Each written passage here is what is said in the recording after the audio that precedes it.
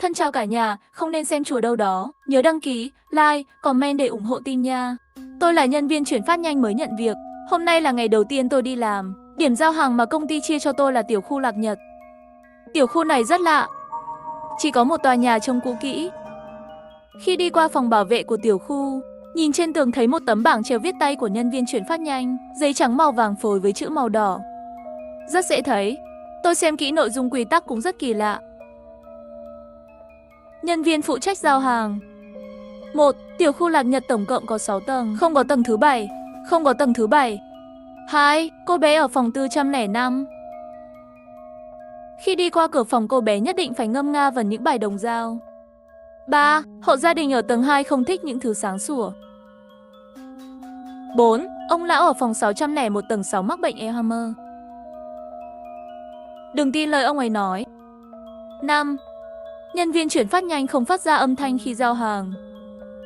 Bảo trì yên tĩnh. 6. Gặp những chủ hộ ở trong hành lang đừng chào hỏi họ. 7. Đừng vào nhà của chủ hộ. 8. Cẩn thận phụ nữ mang thai. Tôi đã đọc thầm vài lần.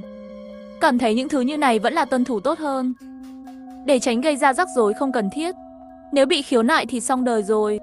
Lúc này, một ông chú đầu trọc trong phòng bảo vệ thò đầu ra. Chàng trai, đến rồi. Xin chào đại thúc. Chuyển phát nhanh hôm nay là một kiện lớn, đó là tivi. Người nhận là Hồ Kiến Hoa của 603.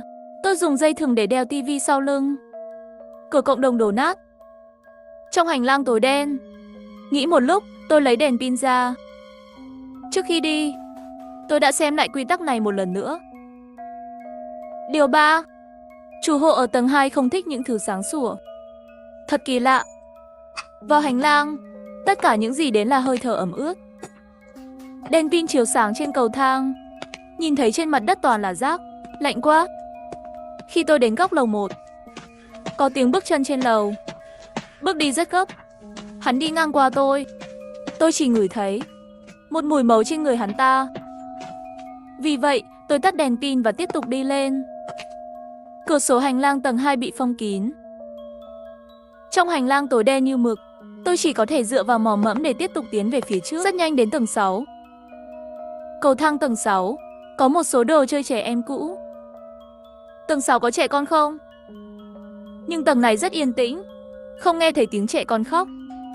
Hoặc là nói, cả tiểu khu đều chìm trong một sự im lặng quỷ dị. Tôi đến cửa 603, gõ nhẹ vào cửa. Mở cửa là một ông già, mùa hè lớn lại đội mũ len. Bạn là người chuyển phát nhanh phải không? Đây có phải là tivi con gái tôi mua cho tôi phải không? Tôi lịch sự trả lời, đúng vậy. Ông cần cháu giúp ông mang vào không? Không ngờ sắc mặt ông già lại thay đổi. Hai mắt to hơn nói, không cần. Tôi lúng túng đứng tại chỗ. Vậy mời ông ký nhận ạ. Ông già ký xong đưa cho tôi hóa đơn ký nhận. Tôi nhận đơn hàng và sẵn sàng rời đi. Lúc này ông già đột nhiên nhìn thẳng vào tôi nói. Ngươi nhớ kỹ, cậu nhớ kỹ tiểu khu Lạc Nhật chúng tôi rất thích người ngoài. Ngươi ở tầng 1 thích náo nhiệt nhất. Ngươi ở tầng 2 thích những thứ sáng sủa. Người ở tầng 3 thích rớt heo rớt bò. Người tầng 4 thích yên tĩnh. Ở đó không có một chút âm thanh. Người ở tầng 5 thích trẻ con. Người ở tầng 6 thích nói chuyện. Người ở tầng 7 thích... Không đúng, chúng tôi ở đây không có tầng 7.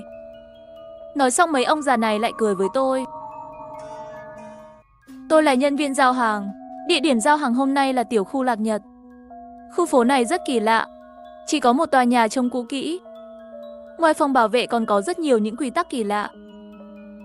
Đơn hàng hôm nay sẽ được gửi là tivi của 603. Phòng 603 ở là một ông già. Sau khi nhận tivi, ông già đã nói với tôi rất nhiều điều kỳ lạ. Tôi không dám nói. Khi ông già đóng cửa lại, tôi mới thở phào nhẹ nhõm. Tiếp theo đó trong phòng 603, đột nhiên có tiếng đập đồ, cùng với tiếng mắng chửi của ông già. Nghe tiếng động này, tôi vội vã xuống lầu. Có rất nhiều người sẽ vì chất lượng hàng hóa không tốt khiếu nại người chuyển phát nhanh. Tôi không muốn mất việc. Khi lên đến tầng 2, tôi không quên tắt đèn pin. Lúc này bên ngoài trời bắt đầu mưa nhỏ. Tiểu khu Lạc Nhật yên tĩnh tới kỳ lạ.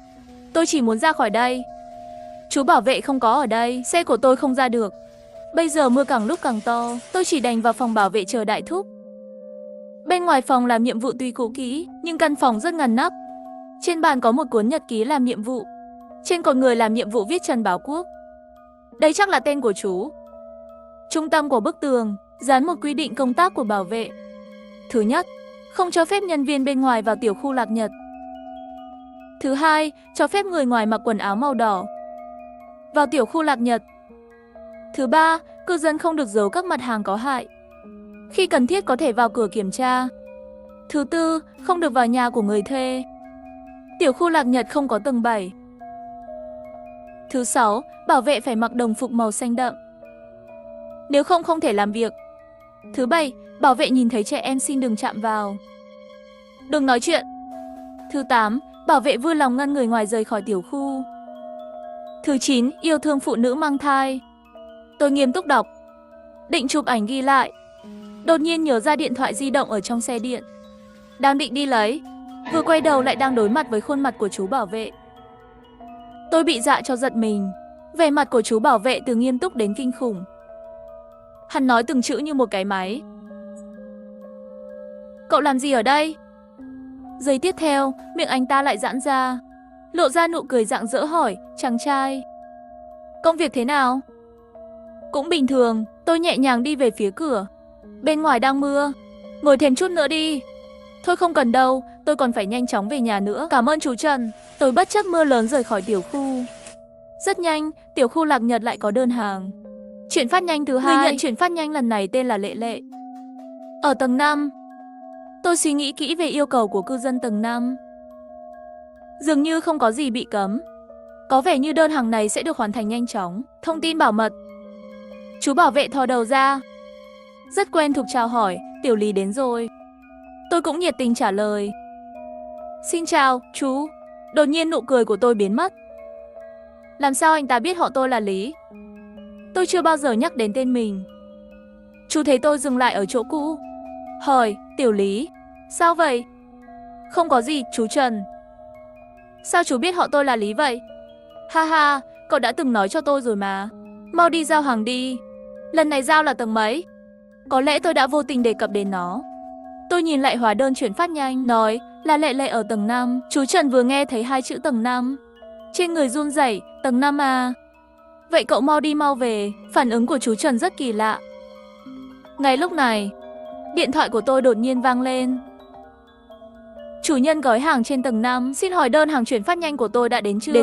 Đến rồi, giờ sẽ giao lên cho bạn. Tôi nhanh chóng ôm đơn hàng chuyển phát nhanh lên lầu. Đơn hàng chuyển phát nhanh lần này không nặng, một cái hộp nhỏ. Trên nhãn có ghi sữa bột. Xem ra cô gái vừa rồi là một người mẹ. Chắc là trong nhà có trẻ nhỏ vội vàng uống sữa bột. Tôi mơ hồ nhớ hôm qua 603 ông già đó nói, người dân một tầng thích trẻ con.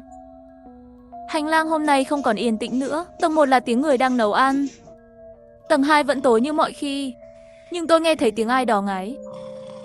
Trên tầng 3 có tiếng dao cắt trên thớt. Thậm chí còn có tiếng cừu kêu. Tầng 4 rất yên tĩnh. Đi lên tầng 5 cũng nghe thấy tiếng em bé khóc. Sự chắc chắn này làm cho tôi yên tâm hơn. Tầng 5, tầng này rất sáng, nhưng từ từ tôi dần dần phát hiện ra không đúng. Trong mỗi phòng ở tầng này, tất cả đều truyền ra tiếng khóc của trẻ sơ sinh. Chẳng lẽ nhà nào cũng có con sao? Hành lang trống trải toàn là những tiếng khóc của trẻ con. Bầu không khí đột nhiên trở nên kỳ lạ. Tôi cẩn thận đến 505. Nhẹ nhàng gõ cửa. Cùng một lúc, toàn bộ tầng 5 trở lại yên tĩnh. Dường như chỉ còn lại tiếng thở của tôi. Cửa phòng trì trệ không mở, khi tôi gần như không thể không quay lại và chạy đi. Cửa mở rồi. Tôi là nhân viên giao hàng mới. Tiểu khu Lạc Nhật là điểm giao hàng của tôi. Hôm nay tôi nhận được đơn hàng thứ 2 cần giao. Tập tiếp theo tôi cẩn thận đến 505. Nhẹ nhàng gõ cửa, nhưng cửa phòng lại chậm trễ không mở. Cùng với bầu không khí kỳ lạ này, tôi muốn chạy ngay. Ngay lúc đó cánh cửa mở ra, một phụ nữ đứng ở cửa. Sắc mặt cô ấy không vui, mặc váy ngủ. Dưới váy ngủ là một cái bụng tròn. Hóa ra cô ấy là phụ nữ mang thai. Nhân viên chuyển phát nhanh của bạn đều chậm như vậy sao? Tôi ngại ngùng nói. Xin lỗi, đây là chuyển phát nhanh của bạn. Vui lòng ký nhận. Phụ nữ mang thai giật lấy đơn hàng, cầm bút lên và vẽ 2 cái theo ý muốn.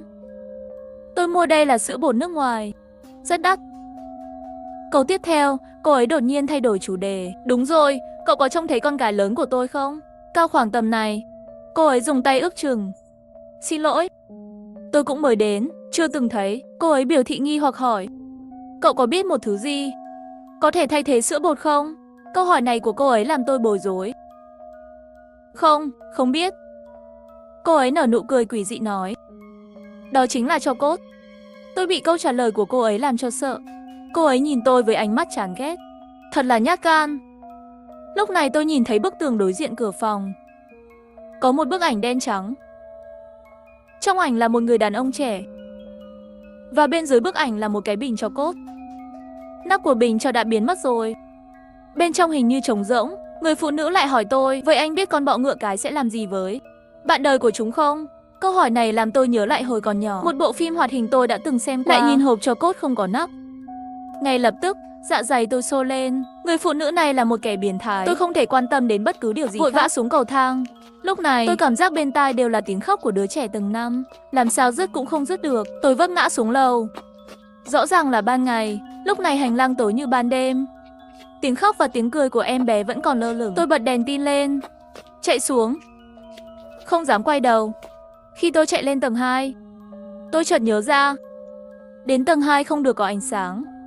Nhưng tôi không thể làm gì được. Trực tiếp đến tầng 1. Bên ngoài lại mưa phùn. Tôi thở hổn hển. Nhìn chú Trần đứng ở cửa phòng làm nhiệm vụ. Tôi sắp khóc rồi. Chú Trần nhìn thấy tôi, mặt đầy nghi ngờ hỏi, Tiểu Lý, cậu sao vậy? Không sao chứ?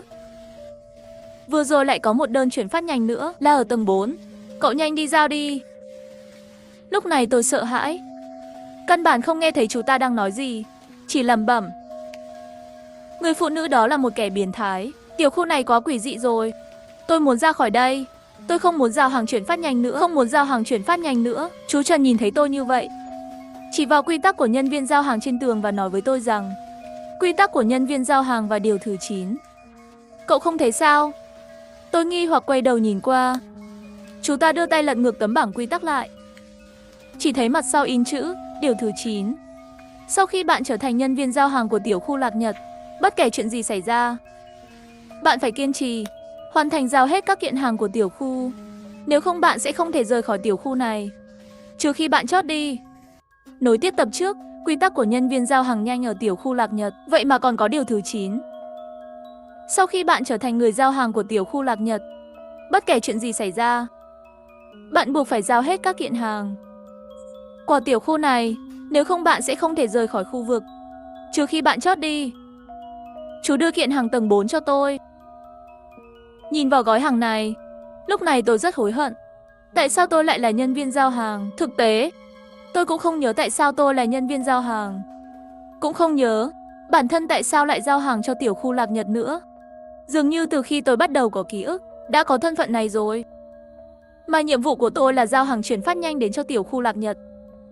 Đơn hàng chuyển phát nhanh bị tôi đẩy một cái rơi xuống. Hộp chuyển phát nhanh rơi xuống đất. Bên trong đột nhiên vang lên âm thanh âm nhạc kỳ lạ, làm tôi giật mình. Cái quái gì thế này? Tôi không tin.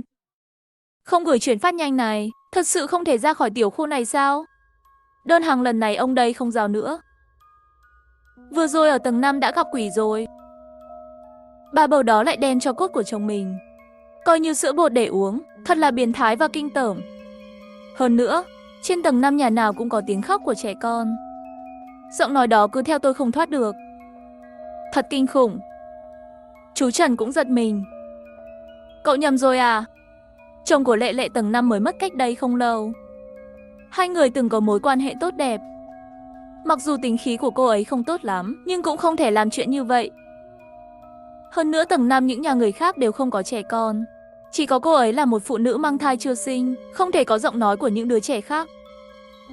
Tất cả những gì vừa rồi có thể là ảo giác của tôi sao? Dù sao đi nữa, đơn chuyển phát lần này tôi không muốn giao nữa. Tôi nói với chú Trần, đơn giao hàng lần này chú giao lên đi. Tôi không muốn giao nữa. Chú Trần không trả lời, chỉ lặng lẽ nhìn tôi. Tôi quay người bước từng bước đi ra ngoài. Khi đi đến cửa tiểu khu, đột nhiên dừng lại. Sau đó là sự run rẩy dữ dội. Tôi quỳ xuống đất. Đau quá. Không có cách nào tiến thêm một bước nữa. Chú Trần trực tiếp kéo tôi về. Cơ thể tôi dần hồi phục. Hóa ra không, ra hoàn thành đơn hàng thì không thể dễ dàng rời khỏi khu vực. Như thể đã qua 1 giờ. Cho đến khi cơn đau dần biến mất, tôi mới lắc lư đứng lên. Chú Trần đá chuyển phát nhanh đến chân tôi. Đi thôi, tầng 4, tôi vẫn không muốn chớt. Chỉ có thể nhặt kiện hàng lên, trong miệng nhiều lùng lẳng tầng 4 thích cái gì. Tôi từ từ đi về phía hành lang. Cái tiểu khu này quá quỷ dị rồi. Gửi xong gói hàng này, tôi không bao giờ muốn đến cái tiểu khu này thêm lần nào nữa. Tôi vùi đầu bước nhanh lên lầu. Tôi lặng lẽ nhớ lại trong lòng nội dung của quy tắc chuyển phát nhanh. Điều thứ 2, 405 là một bé gái. Khi đi qua cửa phòng hắn nhất định phải ngâm nga đồng dao. Các cô gái trên tầng 4 thích nghe đồng dao, nhưng tôi không biết. Khi gần đến tầng 4, trong hành lang yên tĩnh đột nhiên phát ra tiếng hát. Đây không phải vừa rồi sao? Nhạc phát trong hộp chuyển phát nhanh sao? Tôi theo tiếng nhạc đến cửa 405. Với tiếng gõ cửa của tôi, âm nhạc dừng lại. Một cô bé mặt trắng bệch mở cửa phòng. Cô gái thì thầm hỏi, anh trai, anh là đến để chuyển phát nhanh phải không? Đúng vậy, đây là hộp nhạc của bé. Bé ký nhận đi. Làm sao anh biết đó là hộp nhạc? Vừa rồi nó tự vang lên rồi. Anh ơi, anh biết không? Em thích nghe các bài đồng dao nhất đó. Đôi mắt của bé gái nhìn chằm chằm vào tôi. Bất động. Đúng rồi, trong quy tắc đã nói rồi, phải hát bài đồng dao cho bé gái ở tầng 4 nghe. Vậy anh dùng điện thoại di động để cho bé nghe nhá. Nói xong tôi mở điện thoại. Tùy tiện tìm một bài đồng dao trẻ em. Em không muốn bài này. Vì vậy, tôi đã thay đổi một cái khác. Cũng không cần bài này. Cô bé đột nhiên nổi cáu. Mặt mày cau có nhìn tôi. Em muốn anh hát đồng dao cho em nghe. Nếu không em sẽ bảo mẹ em cho anh làm sữa bột. Tôi tát vào đầu bé gái. Người lớn nhà mài không trị được mài à? Nói xong tôi quay người. Anh đừng có chạy, anh còn chưa hát đồng dao cho em. Bé gái ở phía sau đuổi theo tôi. Trong lúc bối rối chỉ thấy một cánh cửa phía trước mở ra. Một người đàn ông đang vẫy tay với tôi. Tiếp theo tập trước, bé gái tầng 4 đang đuổi theo tôi. Trong lúc bối rối chỉ thấy một cánh cửa phía trước mở ra. Một người đàn ông vẫy tay với tôi, mau lại đây, giúp tôi trốn vào trong phòng của anh ấy. Anh ấy khóa cửa lại. Tôi mới thở phào nhẹ nhõm, ngồi trên mặt đất. Bé gái đó khó tình lắm. Người đàn ông đưa cho tôi một lon Coca-Cola. Tôi lấy và đặt nó trên tay, do dự một chút không nhúc nhích. Là Coca này anh hãy yên tâm mà uống. Tôi do dự một chút, vẫn là mở ra uống lên. Sau khi bình tĩnh lại, tôi nhìn người đàn ông hỏi, tiểu khu của anh, làm thế nào để thoát ra? Tất nhiên là đi ra ngoài rồi. Cậu là bị bé gái đó làm cho sợ phải không? Đừng sợ, bé nó rất đáng thương. Mẹ bé ấy sống ở tầng 5. Sinh ra bé ấy mà không cần bé ấy. Mẹ bé nóng tính, còn ngày ngày bạo lực gia đình. Vì vậy, tính khí của đứa trẻ này cũng rất kỳ lạ. Đúng rồi, tivi của bố tôi là anh giao đúng không? Cảm ơn anh, vất vả rồi. Cái tivi đó nặng lắm đó. Thì ra anh ấy là con trai của ông già ở tầng 6. Tôi thư giãn một chút.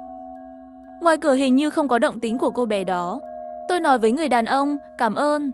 Tôi phải đi rồi. Cho dù có chết một cách đau đớn ở cửa tiểu khu, tôi cũng không muốn bước chân vào tòa nhà này thêm lần nào nữa. Ngay khi tôi đứng lên, cảm thấy chóng mặt. Tầm nhìn dần dần mờ đi. Trong hình ảnh cuối cùng là người đàn ông nhìn tôi với nụ cười kỳ lạ. Khoảnh khắc ngã xuống, tôi chợt nhớ ra một trong những dòng ở quy tắc viết: tuyệt đối đừng bao giờ vào nhà của người thuê. Thức dậy lần nữa, tôi thấy mình đang nằm trên một cái bàn gỗ lớn. Mùi máu tanh nồng nặc xung quanh. Lúc này tôi chóng mặt quá. Lại mơ hồ nghe thấy tiếng gọi điện thoại ngoài cửa. Đừng thả con cừu hai chân đi.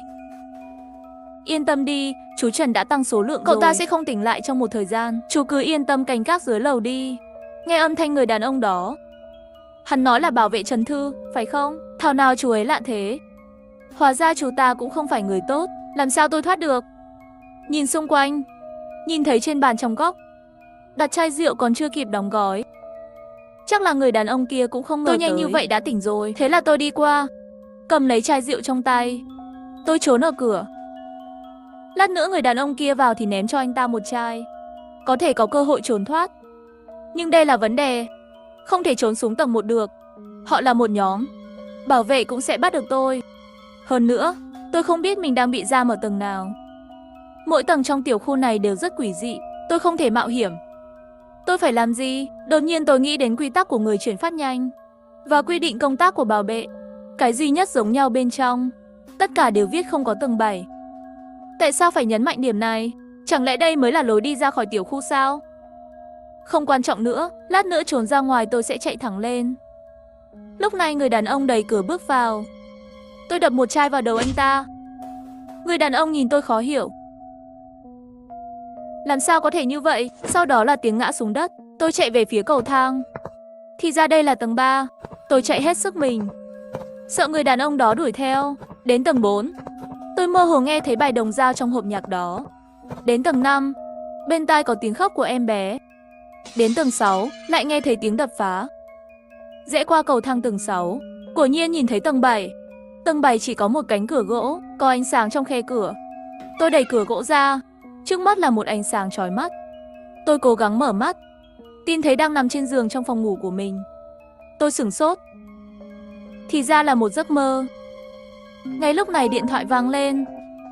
Đó là một số lạ. Có phải là Lý Hải không? Bạn là ai? Xin chào, tôi là nhân viên chuyển phát nhanh cùng thành phố để thông báo cho bạn. Bây giờ trạm phía Nam, đúng lúc có người từ trước rồi. Hôm nay bạn sẽ trực tiếp đến trang web phía Nam để báo cáo. Được rồi, cảm ơn. Ngay sau đó tôi đến trạm phía Nam. Sau khi thay quần áo lao động, đồng nghiệp chỉ vào một chiếc tivi và nói với tôi, Tiểu Lý, đây là đơn hàng mà hôm nay cậu cần gửi đi. Là một kiện lớn, cậu hãy cẩn thận chút. Được rồi, cảm ơn. Tôi đến gần hơn để xem địa chỉ, sợ đến nỗi sắp mất cả hồn luôn. Địa chỉ nhận là Tiêu khu Lạc Nhật phòng 603. Người nhận Hồ Quảng Tài.